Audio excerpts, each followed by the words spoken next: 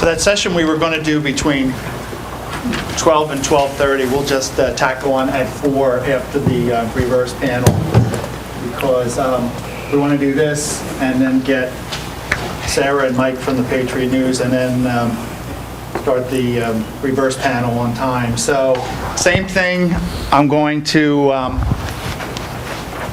have our panelists talk a little bit, and then I guess open the floor to questions.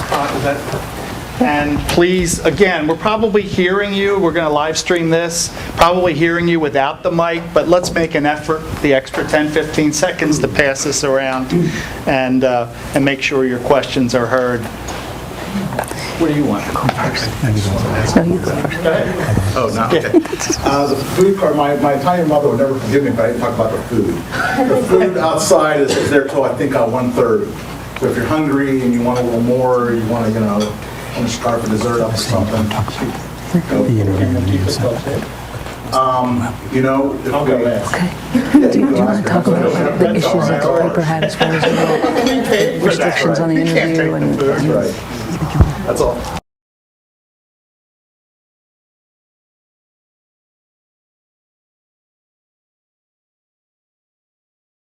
Left is Sally Jenkins of the Washington Post, and it would be nice enough, just the fact that in the most recent APSE judging, you were named top columnist in the country in the biggest category, so congratulations. And Matt Vita, her editor, has also come up to sit together really, and we've done a lot of looking ahead with Coach O'Brien, and certainly John and Scott in the next panel looked ahead at what might happen with the NCAA, but we can't come here without looking back, and certainly you two played a big part in that, in the interview with Joe Paterno, and certainly there are things to talk about and questions to answer about that, so I appreciate you both coming, and give you the floor to talk a little bit about it, and then we'll open it up. Okay, thank you. Okay. We'd be most interested in your questions, obviously, but I think, the interview with Joe Paterno that Sally did earlier this year, the opportunity for the interview presented us with a great opportunity, but also a set of challenges, both going into the interview with the Paterno camp, and also in how Sally should conduct the interview, and how we should write it. And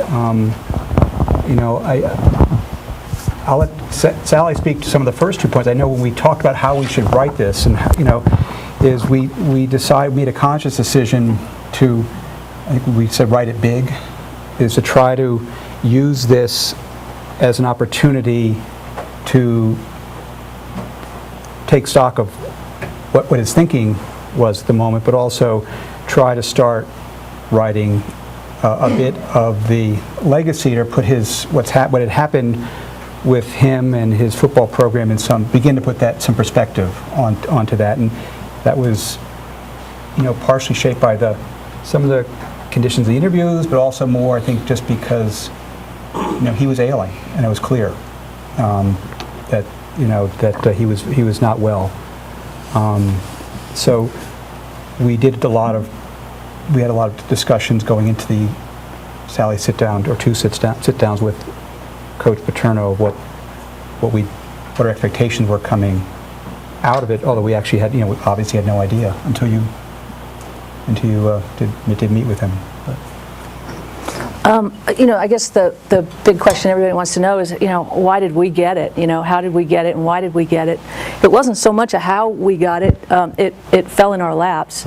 And I think they came to us. The Paterno family had hired a crisis manager named Dan McGinn, who's Washington, D.C. based. And, I kid around that one of the reasons the Washington Post got the story was we just hadn't pissed them off quite as much as some of the people in this room.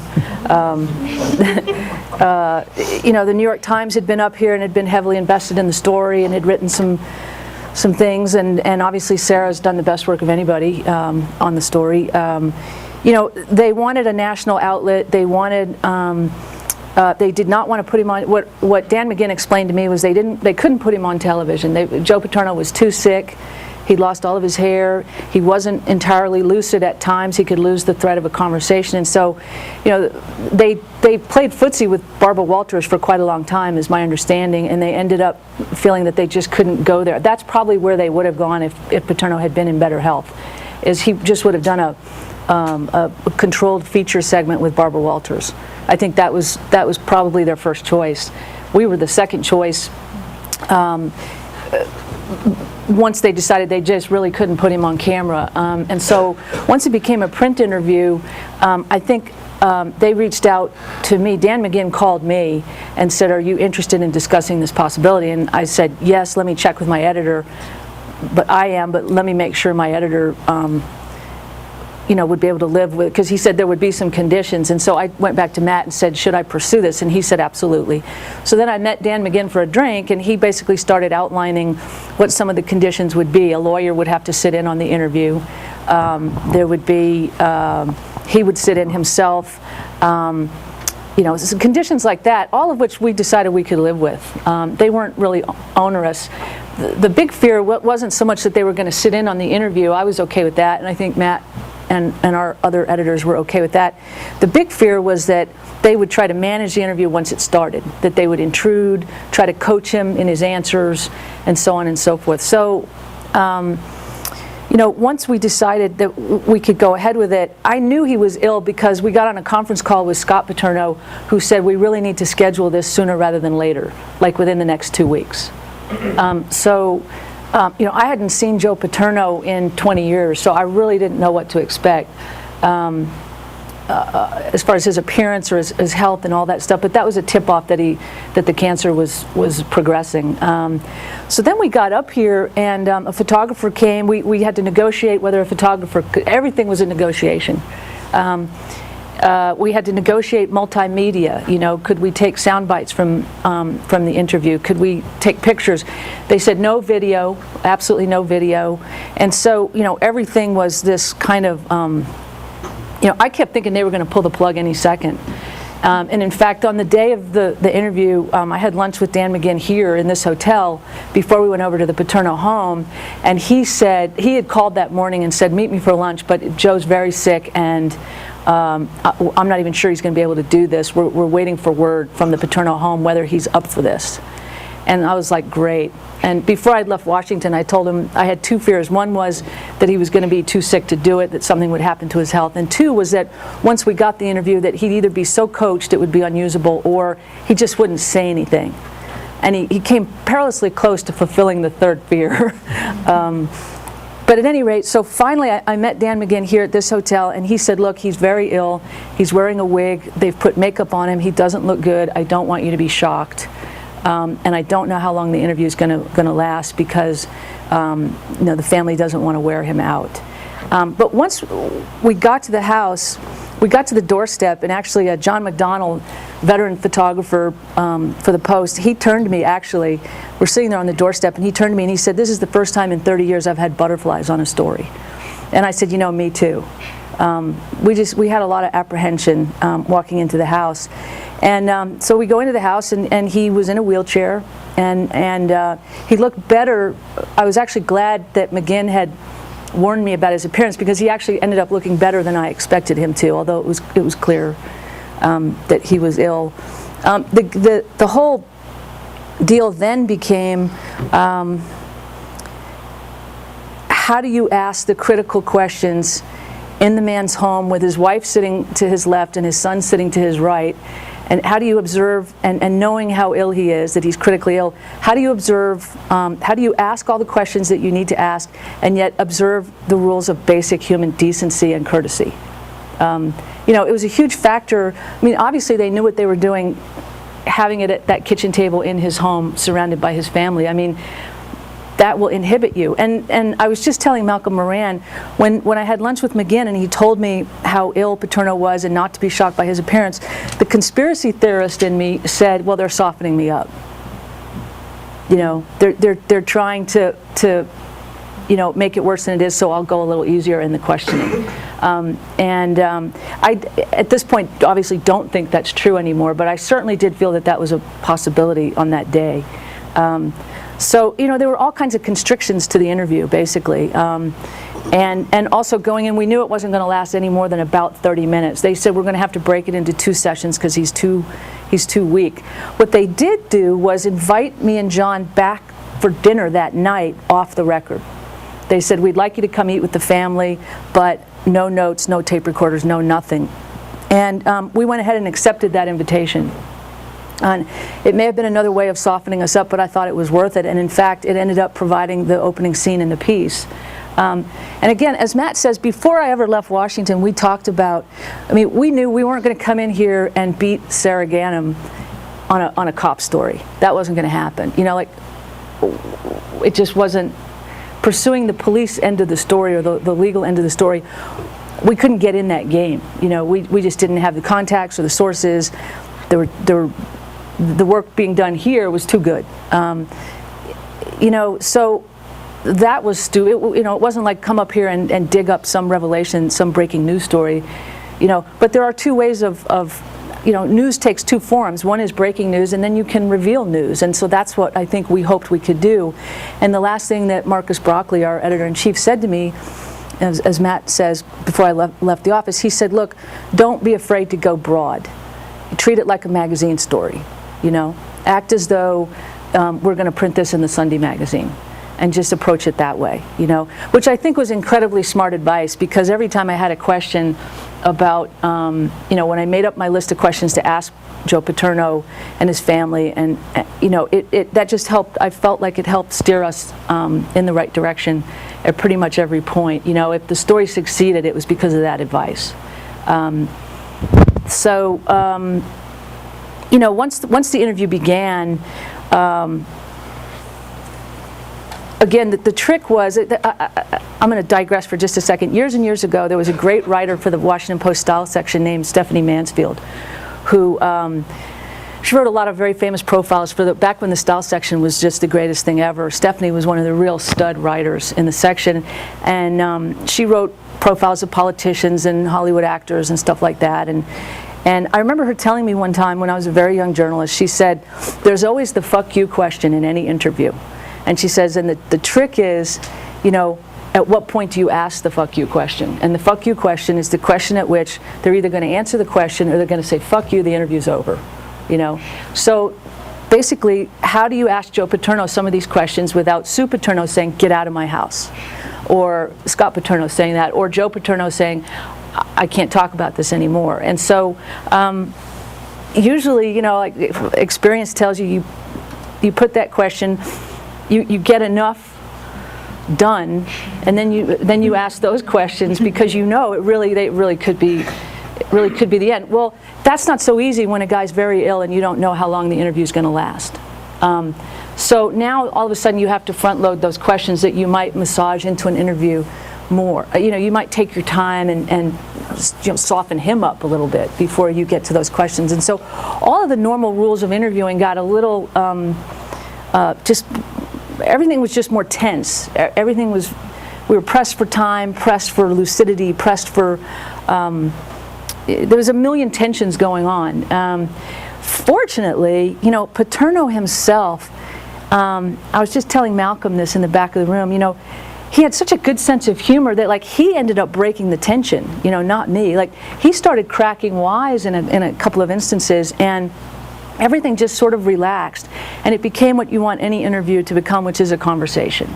And so from that, once he cracked his first joke, things got a little bit better. And at that point, you know, the whole job became, can you get in as many of the tough questions within the next 20 to 25 minutes, understanding that it's going to be, you know, your time is limited. The other thing that was going on is now in this multimedia world, I had 3 recorders going.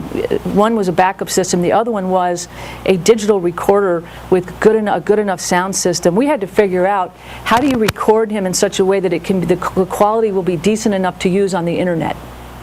Well, ideally, you'd bring in one of those big long booms. And the multimedia person who came up with us, she said, come to my room, and she showed me all the equipment, and I said, that's out. It looks like a TV boom microphone. There's no, that would be too inhibiting, too embarrassing. And so she said, well, there's this other thing you could use. And it was bigger than a digital recorder. It was about the size of an old cassette recorder. It was probably that big. It was fairly unobtrusive, although a little big for my taste. But we ended up using that, and that worked out okay. I mean, it wasn't ideal, but I didn't feel like it inhibited anybody in the room. Nobody said, what's that? Which was what I was really afraid of. I'm assuming everybody read the story, so I don't... But the other thing you had going on was you had a second session Yes. scheduled the next day, and you had no idea what Right. shape that would be. How that would... Right. And so they had said, you're going to interview him a little bit on Thursday and a little bit on Friday. Once we realized how sick he was, I wasn't sure Friday was ever going to happen. Particularly, and talk about, the FU question. There was no guarantee we were going to get to Friday. Given, A, his health, and B, all the tough questions that had to be asked. So I didn't want to count on Friday. And that turned out to be the right thing, because Friday consisted of 4 questions, and he was in bed. And basically, Joe himself, Paterno, apparently insisted that he wanted to have one more conversation. His family didn't want him to do it. He really was ill. But Dan McGinn, the flack, said he does want to see you. Come on back in the bedroom. But he was sitting up in bed barely, but like his wig was falling off one side of his head. He was very weak. You could barely hear him. And honestly, I think 4 questions was it. I mean, I don't think that portion of the interview lasted more than probably 7 or 8 minutes. So I wouldn't even characterize that as much of an interview. Those were the basic circumstances and the basic difficulties, and most of you, I guess, have read the story, so you know kind of what the outcome of all those difficulties was. And I guess with that, maybe we ought to just open it for questions.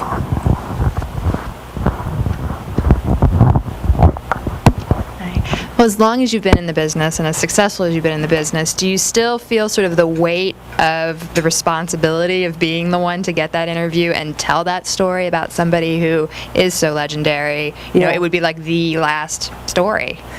Well, I mean, the pressure was on a lot of different fronts. I mean, the main thing the main form of pressure was, I had gone to my editors and said, we're going to get the Joe Paterno interview, and then what if you don't deliver? What if the interview's no good? I mean, again, what if it's overmanaged? What if the lawyers intrude? We were very lucky they didn't intrude more. Because it could have been a real disaster. I mean, I really was like, I really was afraid I was going to have to call Matt and say, look, he talked, but there's not much there. I think it was a pretty good interview. A lot of people after the interview felt like there was no kaboom explosive quote. I think that was wrong. I think I've never heard of raping a man was a big deal. That was a big deal quote. And the minute he said it, it was like you could feel the third rail. His lawyer kind of went like this, and the flack kind of went like that, and I, of course, kind of went like this with the recorder and moved it closer. There were a couple of moments like that where I thought some good stuff came out of it. But there were also 5 and 7 minute stretches where I went, I'm going to have to make that phone call and call the guys back in Washington and say it didn't go great. Dinner that night was a big deal because what it did was it gave us a story that I'm not sure was there even after the 30-minute interview and a couple of those more interesting quotes. I mean, I think in retrospect, if you look back at the interview, he says a couple times, I was really impressed on rereading it, the extent to which I think was overlooked in the big fallout after the story appeared. He says more than you think he says. He says, I backed away. I mean, that's one of the quotes that on rereading the piece, he says, I just backed away. That's a huge admission from Paterno. I mean, I think that the quote everyone has pulled is, I should have done more. But to me, that quote, I backed away, tells you exactly what he made of his own actions, which is what everybody really wanted from him. He admits it. So that was the biggest pressure, was just getting something out of the guy when you knew he didn't want to give. He wanted to give it, but his lawyers didn't want him to give it, and his flack certainly didn't want him to give it. So that was the main form of pressure. And to be quite honest, yes, it was absolutely the most pressure I've ever felt on any story ever. I mean, it was throw up time. I couldn't wait for it to be over. I just kept telling myself, this is going to be, and also it was an all-nighter writing it because, we had to get it out there as quickly as possible. And so the deadline pressure was enormous. The multimedia pressure was enormous because now it's not just enough to write a story. You have to sort through the transcript, give sound bites to the multimedia people, double check. I mean, the multimedia element was huge, and I fought it every step of the way because to me, it was just one more negotiation that was going to blow the deal, potentially. It was one more intrusion that might inhibit him from talking. And yet, when I saw the package afterwards, I had to apologize to our multimedia editor.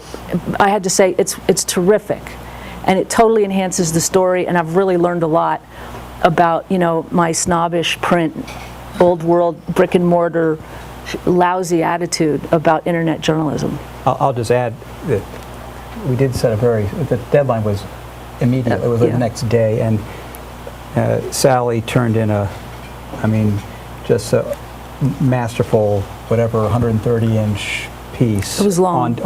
But worth every word on deadline. And, and I think Ed Guzman, who may have was copying that Sunday afternoon in the office, or was it Saturday afternoon, I forget.